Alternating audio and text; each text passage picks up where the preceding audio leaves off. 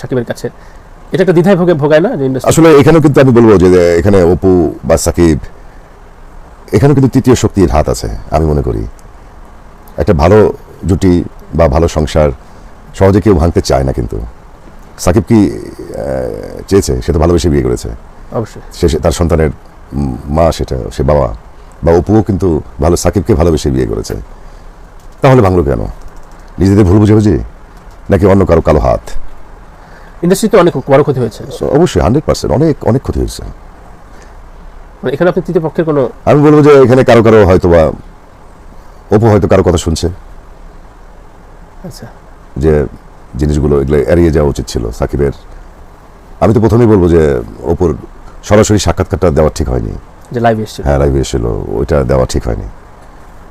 কারণ ও যার সম্মুখে বলতে গেছে সে কিন্তু তার সন্তানের বাবা জনগণের মাঝে এরকম একটা তাকে ছোট করাটা ঠিক হয়নি আচ্ছা আচ্ছা খুব আবার কথা সাকিবের কথা বলবো যে অপু কেন এই পর্যন্ত আসলো তাকে এই পর্যন্ত আসতে বাধ্য হলো কেন